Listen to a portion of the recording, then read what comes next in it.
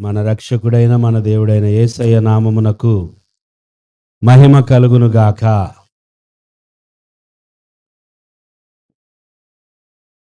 దేవుడు మనకిచ్చిన ఈ ఉన్నతమైన సమయాన్ని బట్టి నేను ఎంతగానో దేవునికి స్తోత్రాలు చెల్లిస్తూ ఉన్నాను. మనము చదువుకున్నటువంటి కీర్తన ఇది సుమారుగా 5 లేదా 7 సంవత్సరాల క్రితం ఒక దినాన ఒక ఇంటికి వెళ్ళడం జరిగింది బెంగుళూరులో. సడన్గా దేవుడు ఈ కీర్తన వారితో మాట్లాడాలని ప్రేరేపించారు. రాత్రి వేళ ఈ కీర్తన ఒకసారి ధ్యానం చేస్తున్నప్పుడు నాకు ఆ సందర్భం గుర్తొచ్చింది. ఒక 7 సంవత్సరాల క్రితం అనుకుంటా సుమారుగా ఆ కుటుంబంతో ఈ కీర్తన మాట్లాడినప్పుడు, ఈ కీర్తన పంచుకున్నప్పుడు వారు ఎంతో ఆనందించి చక్కని ప్రార్థనలు చేశారు. ఆ ఇంటిలో నుండి దేవుడు ఒక వ్యక్తిని సేవకుడిగా పిలుచుకొని ఈరోజు తన ద్వారా అక్కడ దేవుని పరిచర్య కొనసాగుతుంది. దేవుని స్తోత్ర.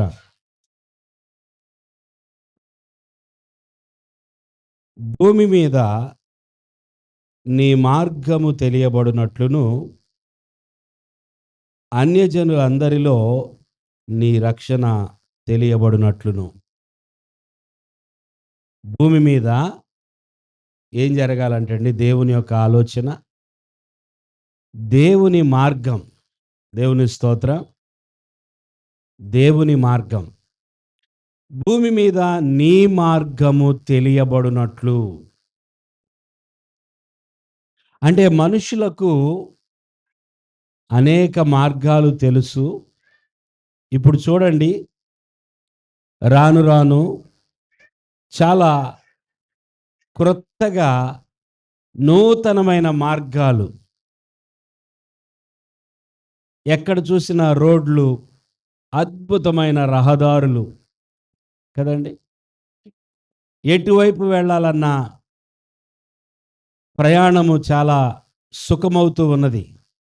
ఒకప్పుడు అలా లేవు మార్గాలు.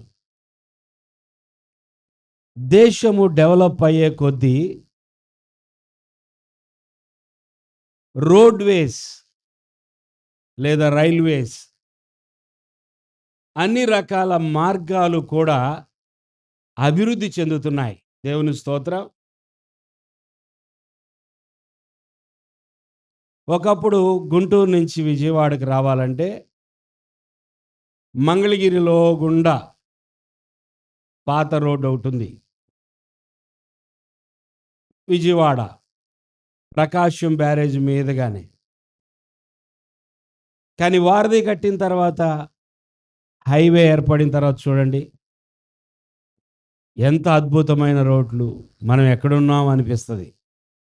ఎక్కడ చూసినా కొత్త కొత్త మార్గాలు, ప్రతి ఒక్క గమ్యానికి చేరటానికి, ఒక సిటీ నుండి మరొక సిటీకి, ఒక డిస్టిక్ నుంచి మరొక డిస్టిక్, లేదా ఒక స్టేట్ నుండి మరొక స్టేట్కి కలవడానికి ఎన్నో మార్గాలు మనం వేసుకుంటున్నాం. మనుషులకు అనేకమైనటువంటి మార్గాలు తెలుసు. భూమి మీద ఎక్కడి నుంచి ఎక్కడికి వెళ్ళాలో, ఎలా వెళితే బాగుంటుందో, ఏ మార్గం అయితే బాగుంటుందో. ఇప్పుడు మనకి GPS కూడా ఉంది. అనేకమైన మార్గాలు తెలుసు. కానీ ఒక ప్రశ్న దేవుని బిడ్డలారా, మనుషులకు దేవుని మార్గం తెలుసా? ఎంతమందికి నిజంగా దేవుని మార్గం తెలుసు? దేవుడు కోరుకుంటున్నటువంటి మార్గం గురించి. ఈ మార్గాలన్నీ బాగానే ఉన్నాయి. మనుషులకు తెలియనటువంటి మార్గము, అది దేవుని మార్గం. ఏ మార్గం అండి? భూమి మీద నీ మార్గము తెలియబడునట్లు. దేవుని యొక్క హృదయము, నా మార్గము వారికి తెలిస్తే బాగుండు గదా! నా త్రోవను వీళ్ళు చూస్తే బాగుండు గదా! మనుష్యులు ఎందుకని వారికిష్టమైన త్రోవల్లోనూ, వారికిష్టమైన మార్గాల్లో వెళ్ళిపోతూ ఉన్నారు? మనిషి ఎందుకని వారిని ఒక గమ్యానికి చేర్చే వాస్తవమైన, నిజమైన, ఆశీర్వాదకరమైన మార్గము కనుక్కొనలేకపోతున్నారే అని దేవుడు ఈ భూమి మీద మనుష్యులను చూసినప్పుడు త్రోవ తప్పిన వారిగా, మార్గము ఎరుగని వారుగా, వారు ఎటంటే అటు వెళ్ళిపోతూ ఉండగా ఆయన ఎంతో బాధపడుతూ ఉన్నాడు. ఈ కీర్తన మనకి ఏమని తెలియజేస్తుందో తెలుసా? భూమి మీద ఉన్న మనుషులందరికీ మార్గము తెలియాలి. హల్లెలూయా! మార్గము తెలియాలి. మనుషులకు దేవుని మార్గం అంటే ఏమిటో తెలియాలి. అందుకే ప్రభు అన్నారు యోహాను 14:6లో ఏమన్నారు? నేనే మార్గమును, సత్యమును, జీవమునై ఉన్నాను. నా యొద్దకు రండి. త్రోవ నేను చూపిస్తాను. మార్గము నేను చూపిస్తాను. ఎప్పుడైనా ఎక్కడైనా తప్పిపోయి ఉంటే మనకు అర్థమైద్ది ఆ బాధ. మనం ఎక్కడికో వెళ్ళాలి. మనకు ఆ ఇల్లు అడ్రెస్ దొరకలేదు. తిరుగుతానే ఉన్నాము మనము. ఇక్కడే ఉండాలి. ఇక్కడెక్కడో ఉండాలి అనుకుంటాము. అది కనపడదు. అది కనపడదు. నేను ఇక్కడే చూసాను. నేను ఇక్కడికొచ్చాను. ఇక్కడే ఉండాలి గదా!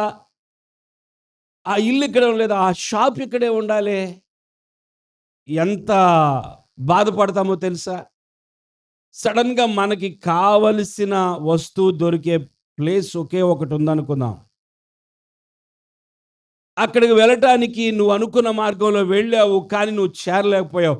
ఎంత టెన్షన్ వస్తదో. వాళ్ళని అడుగుతాం, వీళ్ళని అడుగుతాం. ఎవరిని అడిగినా కూడా వాళ్ళు సరిగ్గా అడ్రెస్ చెప్పలేనప్పుడు, దాని త్రోవ తెలియనప్పుడు ఎంత బాధపడతాం. మానవుడు రేపొద్దున అయ్యో! నాకు ఈ ఇదే త్రోవని తెలియలేదే. ఇది మార్గమని నాకు తెలియలేదే అని బాధపడే ఒక రోజు వస్తది. ఇది మార్గమని నాకు తెలియలేదే. ఇదే నా మార్గము. అయ్యో! ఎంత పని చేశానే. నేను చూస్తూ కూడా ఈ మార్గంలోనికి రాకుండా వేరొక మార్గంలోకి వెళ్ళిపోయానే అని బాధపడే ఒక రోజు మానవుడికి తటస్థిస్తది. అందుకనే దేవుడేమంటున్నాడో తెలుసా? తన ప్రజలను దేవుడు కోరుకుంటున్నది ఏమిటంటే, తన ప్రజలను, తనను నమ్మినటువంటి ఆయన బిడ్డలను దేవుడు దీవించాలనుకున్నాడు. ఎందుకో తెలుసా? ఈ భూమి మీద మనుష్యులకు మార్గాన్ని తెలియచేయాలని. దేవునికి స్తోత్రం. భూమి మీద నీ మార్గము తెలియబడునట్లును. భూమి మీద నీ మార్గము. ఇక్కడ కూర్చున్న మనకి ఒక బాధ్యత ఉన్నది అన్నట్లుగా దేవుడు. ఇక్కడ కూర్చున్న మనకి మనము కనుగొన్నటువంటి ఆ మార్గమును గురించి ఇతరులకు తెలియచేయాలనే ఒక బాధ్యతను దేవుడు మన మీద పెడుతూ ఉన్నాడు. మనకి చేతనైనంత మట్టుకు, మనకి కుదిరినంత మట్టుకు దేవుడి యొక్క సహాయము మనము పొందుకొని, దేవుని యొక్క సామర్థ్యం పొందుకొని, మనము ఈ భూమి మీద ఉన్న మనుష్యులకు చేయగలిగిన గొప్ప సహాయం ఏమిటంటే, there is a way of God. దేవుని మార్గం అనేది ఒకటి ఉన్నది. నా సహోదరుడా, సహోదరి, దేవుని మార్గం ఒకటి ఉన్నది.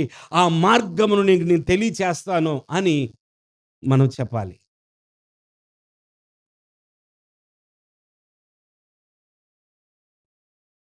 వినిన వారు వింటారు, వినని వారు వినరు. అది తర్వాత విషయం. కానీ మనకు అవకాశం వచ్చినప్పుడు ఒకటి మర్చిపోకూడదు. ఎవరు మనల్ని ఏ విధంగా చూసినా, ఎవరు ఏ విధంగా మనం ఎడల ప్రవర్తించినా, మనము చేసే ఒక పని ఏమిటంటే, దేవుని యొక్క మార్గం ఒకటున్నది. నువ్వు తెలుసుకో. హల్లెలూయా! ఏం తెలుసుకోవాలి? There is a way of God. దయచేసి నీకొక మార్గం గురించి చెప్తాను. నీకొక మార్గం గురించి తెలియజేస్తాను అని మనము ఇతరుల విషయంలో ఒక భారం కలిగి ఉండాలి. దేవునికి స్తోత్రం. ఒక మార్గం గురించి నీకు తెలియజేస్తాను. ఒక మార్గం గురించి చెప్తాను. దయచేసి ఆ మార్గం ఏమిటో తెలుసుకో. ఐ నో ఎ వే. ఆ వే గురించి నీకు చెప్తాను నేను. దయచేసి తెలుసుకో అనే ఒక బాధ్యతను మన భుజం పైన దేవుడు పెడుతూ ఉన్నాడు.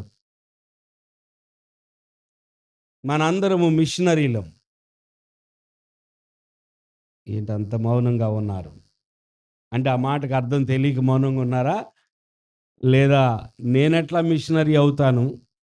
ఇంట్లో ఏదో 3 పూటలు వండుకొని తిని, పడుకొని నా పనేదో నేను చేసుకొని ఆహ్, నా ఉద్యోగం నేను ఎళ్ళొస్తున్నా. నేను మిషనరీ కాదనుకుంటున్నారా మీరు?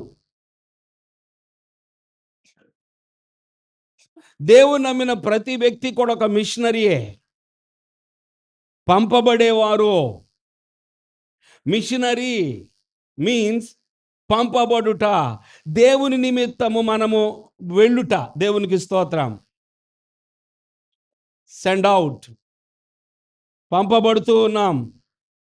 ఎక్కడికో వెళ్ళాలని కాదు. నేపాల్ వెళ్ళాలనో, బంగ్లాదేశ్ వెళ్ళాలనో, ఆఫ్ఘనిస్తాన్ వెళ్ళాలని కాదు. నువ్వు ఉన్న చోట నుంచి నువ్వు పక్కింటికి వెళ్ళినా నువ్వు పంపబడిన వ్యక్తివే.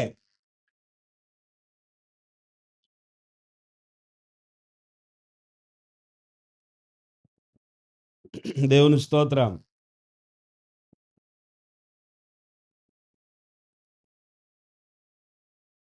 నువ్వు కూర్చున్న చోట నీ ప్రక్కన మరొకరు వచ్చి కూర్చుంటే అతని కొరకు నువ్వు పంపబడిన వ్యక్తివి. దేవునికి స్తోత్రం. నువ్వు వెళుతున్న వాహనములో వేరొకళ్ళు కూడా ప్రయాణం చేస్తుంటే వారి కొరకు నువ్వు ఆ వాహనములోనికి పంపబడ్డావు. లోపలికి వెళ్ళాలి అది. దేవునికి స్తోత్రం. వేరెవర్ యూ మే బి, నువ్వెక్కడ ఉన్నప్పటికీ నువ్వు ఎందుకు అక్కడ ఉన్నావో తెలుసా? ఆ సమయానికి నువ్వు అక్కడికి పంపబడ్డావు దేవుని చేత. You are a missionary. నేను చేసే పని ఏంటో తెలుసా? దేవుని మార్గమును తెలియపరచుట. ఏంటండి అది? ఒక్కసారైనా ధైర్యంగా కొంతమంది దగ్గర నోరు తెరవండి. ఆ తర్వాత ఆశీర్వాదం అంటే ఏంటో, అసలు మీ లోపల వచ్చే ఆ జాయ్ లేకపోతే ఆ సంతోషం ఎలాగుంటదో, అసలు ఆ ఆనందం ఎలాగుంటదో, మీరు నిజంగా ఎవరెస్ట్ శిఖరం ఎక్కినంత ఆనందం రాకపోతే అప్పుడు నన్ను అడగండి. దేవునికి స్తోత్రం. దేవుని మార్గము గురించి మీరు మాట్లాడినప్పుడు పరిశుద్ధాత్మ దేవుడు మీ లోపల ఒక ప్రత్యేకమైన ఆనందాన్ని రిలీజ్ చేస్తాడు. ఆకలికి మలమల ఆకలి బాగేస్తున్నప్పుడు గనక లోపల కొన్ని ద్రవాలు రిలీజ్ అవుతాయి. అయి కాలుస్తా ఉంటే లోపల మంట. తినాలి, తినాలి, తినాలి, ఏదో ఒకటి తినాలి, ఇప్పుడు తొందరగా పడిపోవాలి కడుపులోకి అన్నట్టుగా మన లోపల ఒక ప్రత్యేకమైనటువంటి ఆనందము, సంతోషం, సమాధానము రిలీజ్ అవుతుంది. When you share the way of God to others. అర్థమైన వాళ్ళు సంతోషంగా, గంభీరంగా మరొకసారి దేవుని యొక్క మార్గం గురించి ఒకరికి చెప్పినప్పుడు, దేవుని మార్గం గురించి ఒకరికి బోధించినప్పుడు, నీకు చేతనైన మాటల్లో నీకు నీకు తెలిసినంత మేరకు దేవుని యొక్క మార్గం గురించి ఇతరులకు తెలియపరిచినప్పుడు you are a missionary. And ఇప్పుడు వరకు నేను మిషనరీ అంటే మరి ఎక్కడో చైనా వెళ్ళాలా, జపాన్ వెళ్ళాలా, ఎక్కడి నుంచో ఎక్కడికో వెళ్తే వాళ్ళు, అవును అది కరెక్టే. వారు ప్రత్యేకించబడిన వారు. వారు ప్రత్యేకంగా ఫుల్ టైము దేవుడి చేత పిలువబడిన వారు. దేవుడు దర్శించి గో టు హిమాలయాస్ అంటే వెళ్ళిపోవాలంతే. అది ప్రత్యేకమైన మిషన్ అది. సాధు సుందర్ సింగ్ గారు హిమాలయ ప్రాంతము, నేపాల్ ప్రాంతము, టిబెట్ ప్రాంతము, ఆ ప్రాంతాలన్నీ కూడా ఆయన, పంజాబ్ మరి సాధు సుందర్ సింగ్ అద్భుతమైనటువంటి అపోస్తలుడు, దైవజనుడు, గొప్ప దైవజనుడు. ఆయన సాక్ష్యం మీకు తెలుసు. ఆయన తల్లిదండ్రులే ఆయన్ని విషమిచ్చి చంపాలనుకున్నారు. బహుశా రేపు VBSలో పిల్లలు వినబోతున్నారు అనుకుంటా. పాస్టర్ గారు రెడీ అవుతుంది. ఇంకా నేను చెప్పకూడదు ఇప్పుడు అది. దేవుని స్తోత్రం. విషమిచ్చి చంపేయాలని చూశారు. ఆహారంలో విషం పెట్టి. సింగ్ మీకు అర్థమైంది కదా. సిక్కు బ్యాక్గ్రౌండ్ నుంచి వచ్చి యేసు ప్రభు నమ్ముకున్నందుకు వదిలిపెట్టరా, మనకొద్దు, ఆ మార్గం వద్దు నాయనా, ఆ మార్గాన్ని విడిచిపెట్టు, నువ్వు నాకు ఇష్టం లేదు, వదిలేసి అని చెప్పి తల్లిదండ్రులు హెచ్చరించారు. ఎంతో ప్రేమతో హెచ్చరించారు, ప్రయత్నం చేశారు, బుద్ధి చెప్పారు. కానీ నేను చూసిన ఆ వెలుగు నేను మర్చిపోలేను, నేను పొందుకున్న ఆ రక్షకుని, నేను చూసిన ఆ ముఖాన్ని నేను మర్చిపోలేను, ఆ రక్షకుని నేను వదిలిపెట్టలేను, నాకు ఆయనే జీవం, నాకు ఆయనే ప్రాణం అని చెప్పి ఆయన అన్నాడు. నీ పని ఎట్లాగుందని అన్నంలో పెట్టేశారు. ఈయన తినేసి శుభ్రంగా అటు వెళ్ళాడు. ఒక సేవకుడి ఇంటికి వెళ్ళాడు. ప్రభువుని నమ్ముకొని దేవుని సేవ చేస్తున్న వ్యక్తి అనుకుంటా. వెళ్ళి ఆడికెళ్ళి పడిపోయాడు, నురుగు గక్కుతున్నాడు. వాళ్ళకేం అర్థం కాలేదు, ఇదేంటి, అయ్యయ్యో ఈ యవనస్తుడు ఇలా వచ్చి మన ఇంటి దగ్గర ఇప్పుడు ఇట్లా పడిపోయాడు, నురుగు కక్కుతున్నాడు, ఏమైంది దీనికి, ఏమైంది, ఇంట్లో పెట్టేశారు. అయ్యా ప్రభువా సహాయం చేయ్యా, ఈ బిడ్డకి ఏం జరిగిందో మాకు తెలియదు. ప్రార్థన చేశారు, దేవుడు ఆయన కాపాడాడు. ఆయన దేశాలను కదిలించాడు. దేవునికి స్తోత్రం. ఆయన ఆయన రక్త పాదములు కలిగిన ఏంటది,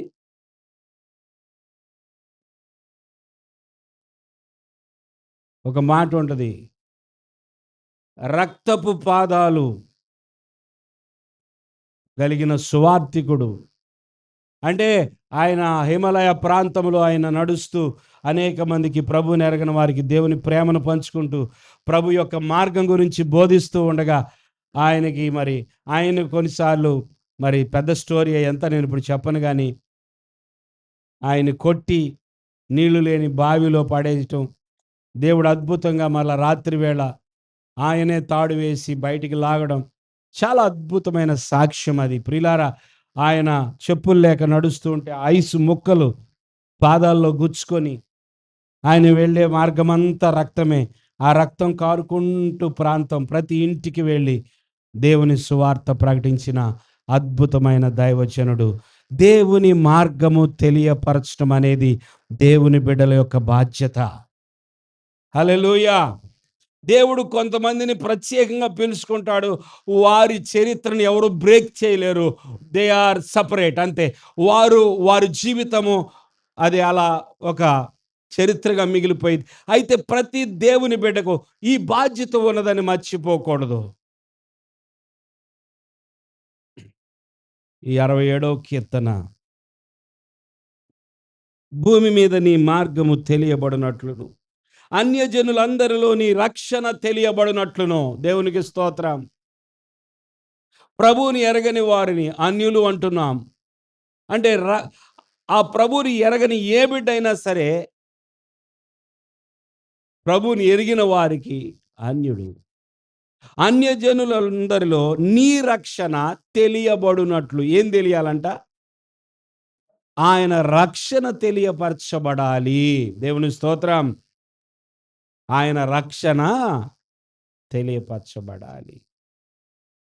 అది జరగాలంట. అందుకని 2వ వచనములో దేవుడు మమ్మను కరుణించి మమ్మను ఆశీర్వదించునుగాక, ఆయన తన ముఖ కాంతి మా మీద ప్రకాశింపజే. ఇది మోషే గారి యొక్క ప్రార్థన, ఇది మోషే గారి యొక్క దీవెన. ఇది మోషే అనే గొప్ప దైవజనుడు అహరోన్ అనేటటువంటి తన సహోదరుడు యాజకత్వ పనికి అప్పగిస్తున్నప్పుడు ఆశీర్వదించిన ఆశీర్వపు పలుకు ఇది. ఏమన్నాడు తెలుసా? దేవుడు మమ్మను కరుణించి మమ్మను ఆశీర్వదించునుగాక. దేవుని యొక్క ముఖకాంతి మా మీద ప్రకాశింప చేయునుగాక. ఎందుకు దేవుని ముఖకాంతి నీ మీద ప్రకాశించాలి? ఎందుకు దేవుడు నిన్ను ఆశీర్వదించాలని కోరుకుంటున్నావంటే, కేవలం నువ్వు సుఖంగా బ్రతకడం కోసం మాత్రమే కాదు. పై వచనం 67 కీర్తనలో రెండో వచనం దగ్గరికి అందరూ వచ్చేస్తారు. 67 కీర్తనలో రెండో వచనమును బాగా గట్టిగా పట్టుకుంటారు. ఆ రెండో వచనమే ఈరోజు నేను చెప్పండి. ఆ! గ్రూప్‌లో చదివారు. అంటే కొంతమంది చదువుతున్నారు. పర్లా. దేవుని స్తోత్రం. మరి చదివినోళ్ళు వెంటనే అందుకోవాలి. ఇది ఎక్కడో విన్నట్టుంది. ఇది ఎక్కడో చూసినట్టు. పొద్దునే కదా మీరు చదివింది ఆ వాక్యం. ఇదే వాక్యం. దేవుడు మమ్మను కరుణించి ఆశీర్వదించునుగాక. ఆయన ముఖకాంతి మా మీద ప్రకాశింపజేయునుగాక.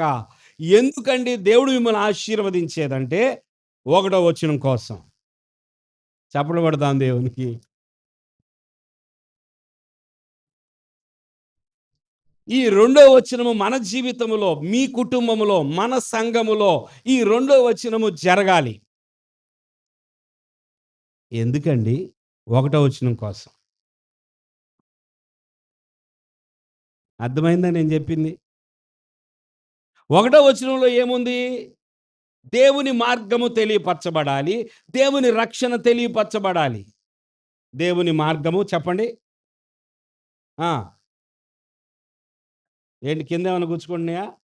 దేవుని మార్గము తెలియపరచబడాలి. రెండోది దేవుని రక్షణ తెలియపరచబడాలి. దేవుని మార్గము తెలియపరచబడాలి అంటే, దేవుని రక్షణ తెలియపరచబడాలంటే, దేవుడే మమ్మల్ని ఆశీర్వదించునుగాక. దేవుని ముఖకాంతి నా పైన ప్రకాశించునుగాక. ఆ పని చేస్తానయ్యా. నువ్వు నన్ను ఆశీర్వదించు, నన్ను కరుణించయ్యా, నా కుటుంబాన్ని కరుణించయ్యా. ప్రియులారా, ఈ ఆశీర్వాదం మనకి రావాలి, మన మీదకి రావాలి. అహరోన్ మీద ఎలా మాట్లాడుతున్నారు చూడండి. ఒకసారి సంఖ్యాకాండంలోకి వెళ్దాం. సంఖ్యాకాండము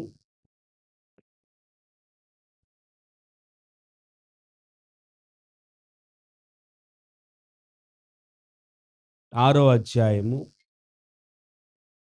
24 వచనము నుండి చదవండి. 24, 25, 26. యెహోవా యెహోవా నిన్ను ఆశీర్వదించి నిన్ను కాపాడునుగాక. కాపాడునుగాక. యెహోవా నీకు తన సన్నిధిని ప్రకాశింపజేసి నిన్ను కరుణించునుగాక. ఆ, యెహోవా నీ మీద తన సన్నిధి కాంతి ఉదయింపచేసి నీకు సమాధానము కలుగజేయునుగాక. చ. ఎవరైనా మిమ్మల్ని సడన్‌గా "ఏవండి మీరు ప్రేయర్‌కి వెళ్తున్నారు కదా! ఒకసారి మా కోసం ప్రార్థన చేయండి" అని అన్నారనుకోండి. ఎలా ప్రార్థన చేయాలో వాళ్ళ కొరకు ఏమని ప్రార్థన చేయాలో మీకు అర్థం కాలేదనుకోండి. ఈ 3 మాటలు చెప్పండి చాలు. అద్భుతమైన ప్రార్థన అది. అంటే ఈ సంఖ్యాకాండం 6వ అధ్యాయం 24, 25, 26 వచనాలు మీకు కంఠోపాఠం అయిపోయి మీ మనసులో ఉండిపోతే, మీరెక్కడైనా సరే ఎవరినైనా ఒక బర్త్‌డే జరుపుకున్న బిడ్డుంటే ప్రార్థన చేయంటే మీరు ఏమి చేయక్కర్లా. ఈ 3 వచనాలు చెప్పండి చాలు. ఎక్కడన్నా పెళ్లిలో ఎవరైనా ఈ పెళ్లి కొడుకు, పెళ్లి కూతురుని ఆశీర్వదించండమ్మా అంటే మనకు తెలిసింది పూలేయడము, బియ్యం వేయడమే ఆశీర్వాదం అంటే. ఏసేసి వస్తారు అంతే. ఏంటో ఇదేం జరుగుతుందో నాకేం అర్థం కావట్లా. ఎయ్యండి పర్లేదు. What blessing is transferring. ఏ ఆశీర్వాదము పూలు తీసుకొచ్చి 4 ఏసిన తర్వాత ఏ ఆశీర్వాదం వచ్చిందో చెప్పండి నాకు. నువ్వు ఆశీర్వదించాలి గదా! నువ్వు ఆశీర్వదిస్తున్నా కనీసం లోపల ఆ మాట అనుకోని ఏస్తే పూలు ఏమన్నా అర్థం ఉంటదేమో. ఊరికే ఆశీర్వదించమంటారా? ఏయండి 4 గుప్పుళ్ళేయండి ఏం పోయింది? ఆశీర్వాదం వచ్చేసినట్టేనా? ఇంతకుముందు రోజుల్లో పెద్దవాళ్ళు ఏమని ఆశీర్వదించేవాళ్ళు మామూలుగా? ఎవరో ఒకళ్ళు ఏదో ఒకటి చెప్పండి. ఏమని అమ్మా మీరు చెప్పండి. దీర్ఘాయుష్మాన్ భవ. అంటే ఏంటి? దీర్ఘాయుషు నీకు కలుగును గాక. అంతే కదా! అంటే నోటితో ఒక మాట పలికితే ఆశీర్వాదం. నోరు మూసుకొని ఏదో చేస్తే ఆశీర్వాదం వచ్చినట్టేనా?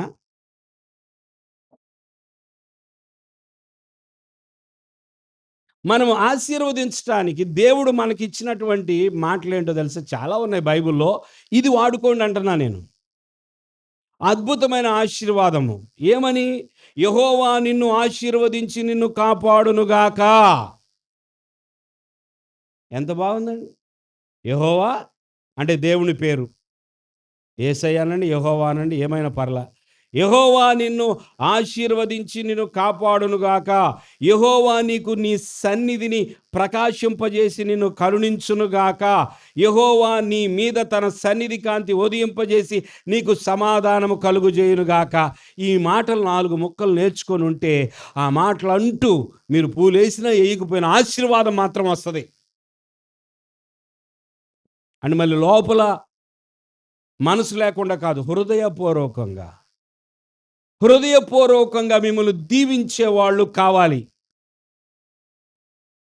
కొంతమంది హృదయపూర్వకంగా దీవించరు. లోపల శపిస్తూ పైకి పైకి దీవిస్తున్నట్టుగా కనబడతారు. వాళ్ళు డేంజర్. హృదయపూర్వకంగా దేవుడు మిమ్మల్ని బాగు చేయాలమ్మా అని కోరుకునే వాళ్ళు కావాలి. దేవుడు మిమ్మల్ని బాగు చేస్తాడులే, లేకపోతే మీకు బాగా అవుతుందిలే అని లోపల మాత్రం దీన్ని ఇంతే ఉంచాలి ఒక సంవత్సరం పాటు.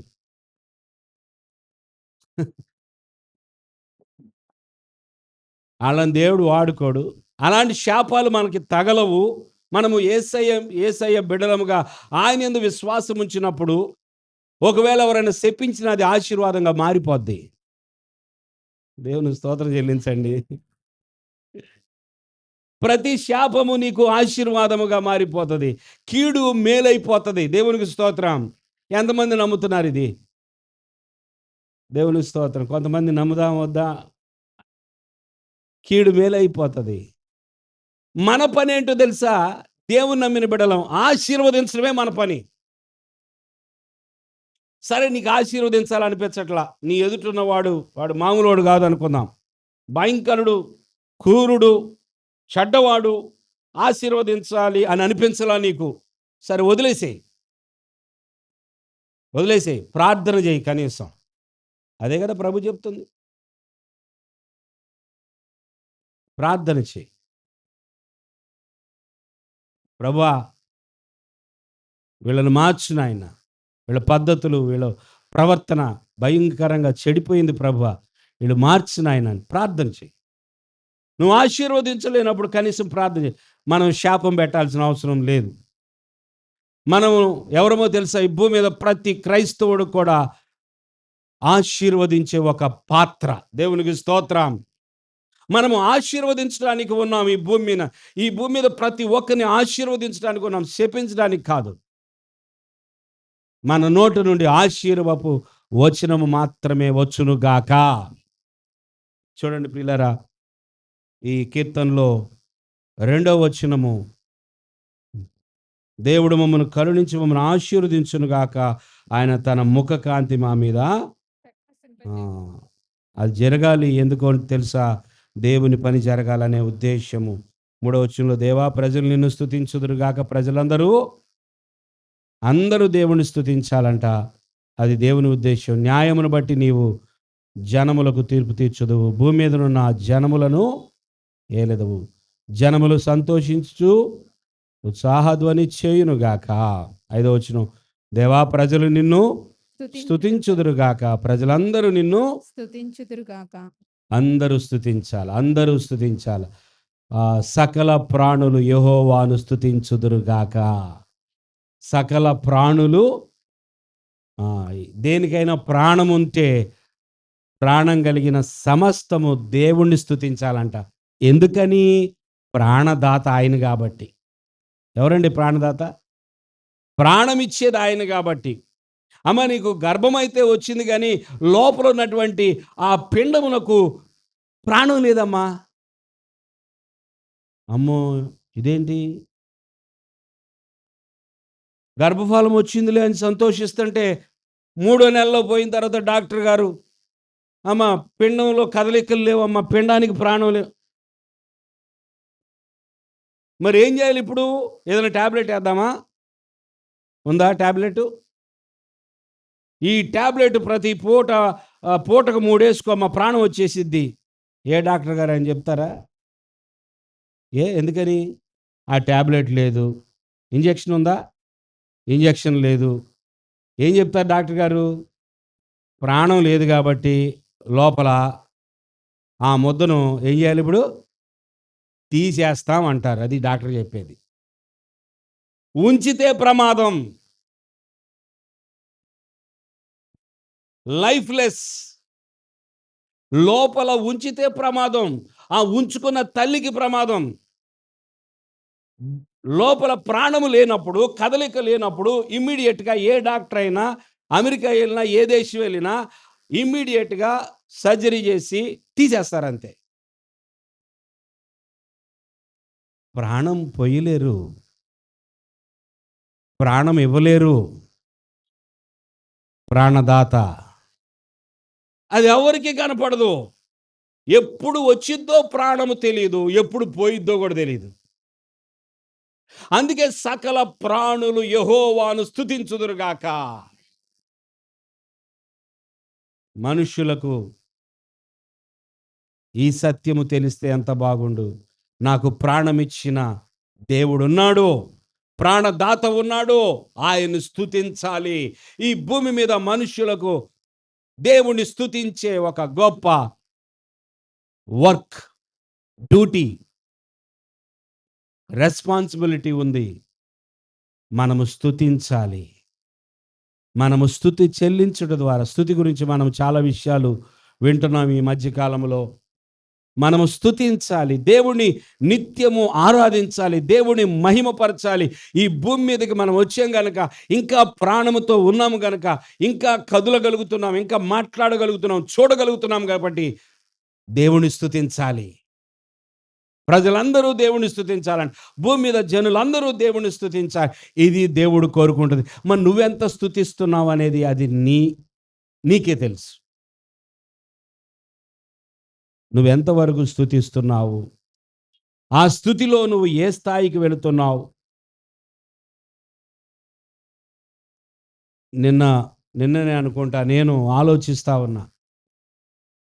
ప్రభువా, నేను ఎన్ని మెట్లు ఎక్కానో ఒకసారి నాకు చూపించవా అనుకుంటున్నా. ప్రభువా, నేను టాప్‌కి రీచ్ అవ్వడానికి నేను అసలు ఎక్కడున్నాను ప్రభువా? ఇంక ప్రారంభములో ఉన్నానా? కొంచెమన్నా ఒక క్వార్టర్ భాగం లేదా 100లో ఒక 25% అయినా ప్రభువా నేను పైకి ఎక్కగలిగానా? నా గ్రాఫ్ ఏంటో చూపించవా నాయనా అని ఊరికే మనసులోకి ఎందుకో సడన్‌గా అట్లా మెట్లు చూపించయ్యా, మెట్లలో నేను ఎన్నో మెట్టు మీద ఉన్నానో చూపించయ్యా అనుకుంటున్నా. నువ్వు దేవుడిని స్తుతించటంలో, దేవుని ఆరాధించటంలో, దేవుని మహిమపరచటంలో నువ్వు ఎంత దూరం వెళ్ళావు? ఇక్కడ వినేసి అట్లా అనుకొని వెళ్ళిపోవడమేనా? ఇంటికెళ్ళి దేవుణ్ణి ఆరాధిస్తున్నావా? స్తుతిస్తున్నావా? ప్రజలందరూ దేవుని స్తుతించాలని దేవుడు కోరుకుంటున్నాడు. ఈ 67వ కీర్తనలో చివరి వచనాలకు వస్తే 6, 7 వచనాలు. అప్పుడు భూమి దాని ఫలమిచ్చును. భూమి దాని ఫలమిచ్చును. దేవుడు మా దేవుడు మమ్మను ఆశీర్వదించును. ఆ దేవుడు మమ్మను దీవించును. ఆ భూతిగంత నివాసులందరూ ఆయన యందు భయభక్తులు నిలుపుదురు. అబ్బా, మనము స్తుతించుట ద్వారా భూమి పండిద్దంటండి. దేవుని స్తోత్రం. వెళ్ళి బోరుమని ఏడుస్తా కూర్చుంటే భూమి పంట రాదు కానీ, వెళ్ళి ఆ భూమి మీద నిలబడి, అయ్యా ఈ భూమి పండాలయ్యా, ఈ భూమికి పంట రావాలయ్యా ప్రభువా, నాయనా ఇదిగో దేశానికి కరువు రాకూడదయ్యా, ప్రతి పంట సమృద్ధిగా రావాలని మనము దేవుణ్ణి స్తుతిస్తూ ఉంటే, దేవుని స్తోత్రం. ట్రూ లైట్ సభ్యులారా, మనమందరం దేవుణ్ణి స్తుతిస్తూ ఉంటే మన ద్వారా, మన స్తుతిని బట్టి మన చుట్టూ ఉన్న పొలాలన్నీ పండుతాయి. నమ్మకం లేదా మీకు? గట్టిగా చెప్పండి. మనం దేవుణ్ణి స్తుతిస్తూ ఉంటే, భలే చెప్పారులేండి ఇక్కడ.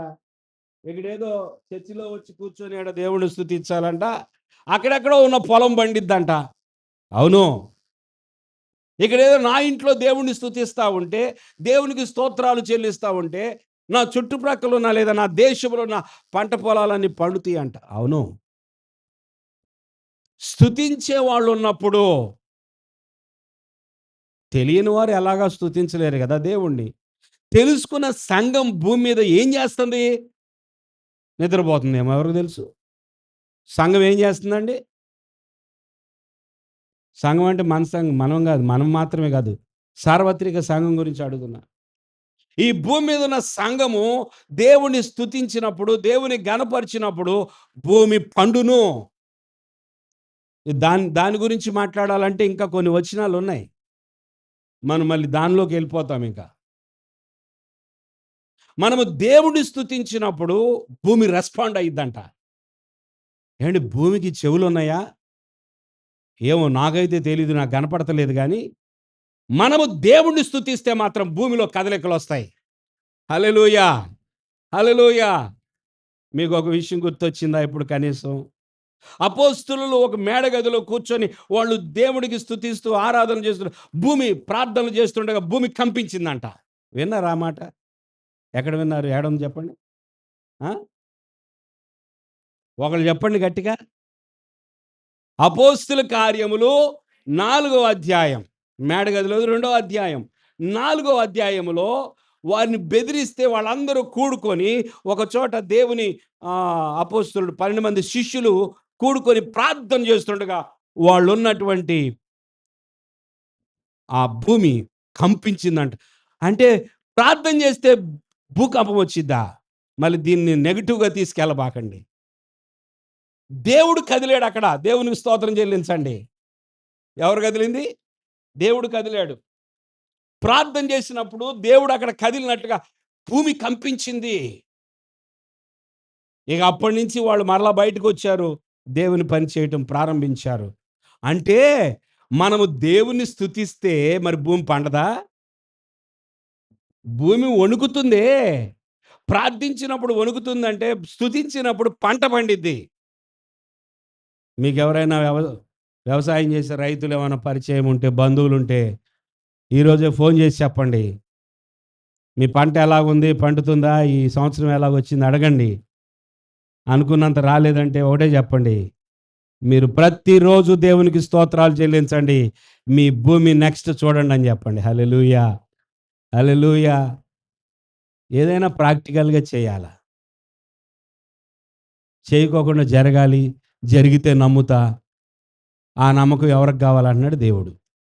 చూసి నమ్మిన వారికంటే చూడక నమ్మిన వారే ముందు జరగాలి. ముందు జరిగితే చూస్తే, తింటే, నోట్లో వేసుకుంటే, తాగితే అప్పుడు చెప్తా నేను నమ్ముతానో లేదు. అవసరంలా. దేవుడికి అంత బాధ అవసరం లేదు అసలు. పిల్లారా ఎంత అద్భుతమైన మాటలు కదా! మనము స్తుతించినప్పుడంట అప్పుడు భూమి దాని ఫలములిచ్చును. అప్పుడు భూమి దాని ఫలములిచ్చును. దేవుడు మా దేవుడు మమ్మను ఆశీర్వదించును. దేవుడు మమ్మను దీవించును. భూదిగంత నివాసులందరూ ఆయన యందు భయభక్తులు. ఇదేనండి చివరికి టార్గెట్. మనుష్యులు దేవునికి భయపడాలి. అంతే. మనుషులందరూ దేవునికి భయపడాలి. ఇప్పుడు అదొక్కటే లేదు. అన్నీ ఉన్నాయి. దేవుని భయం అనేది లేదు.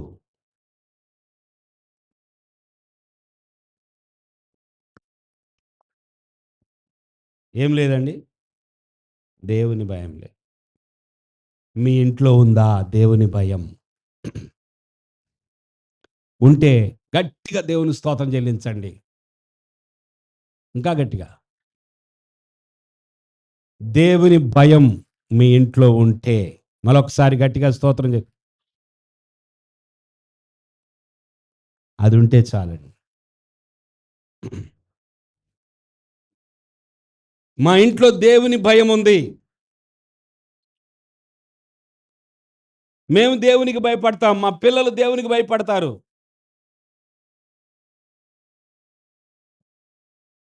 భయభక్తులు కలిగిన కుటుంబం. దేవుడు కోరుకునేది అదే. వారి నిమిత్తం ప్రభువైన యేసయ్య త్వరలో రాబోతున్నాడు. హల్లెలూయా. ఆయన యందు భయభక్తులు గల వారి నిమిత్తమై ఆయన త్వరలో రాబోతున్నాడు. ఆ భక్తులందరూ కూడా రెప్పపాటులో మార్పు చెంది ఆయన సన్నిధికి చేరే అవకాశం రాబోతుంది. ప్రియులారా, భయభక్తులు కలిగి ఉండండి. మీ ఇంట్లో ఏమీ లేకపోయినా పర్వాలేదు, ఏమున్నాయో ఏమీ లేవో వాటి గురించి బాధపడొద్దు. భయభక్తులు, దేవుని భయం ఉందా లేదా, అదొకటి చూసుకుంటే చాలు. పిల్లలకి అదొకటి నేర్పించగలిగితే చాలు. ఏయ్, దేవునికి భయపడు. ఏం మాట్లాడుతున్నావు నువ్వు? ఈ మాట దేవునికి ఇష్టమా? ఇలాంటి పద్ధతి ఇలా చేస్తున్నావే నువ్వు, ఇది దేవునికి ఇష్టమా అని చిన్నప్పటి నుంచి పిల్లలకు బోధించుకోండి. దేవునికి ఇష్టం లేదు, దేవునికి ఇష్టమైంది ఇది. ఎప్పుడైతే దేవునికి భయపడే కుటుంబం ఉంటుందో భూమి మీద, ఆ కుటుంబము దీవించబడిన కుటుంబం, ఆశీర్వదించబడిన కుటుంబం. ప్రార్థన చేసుకుందాం. ప్రేమగల తండ్రి,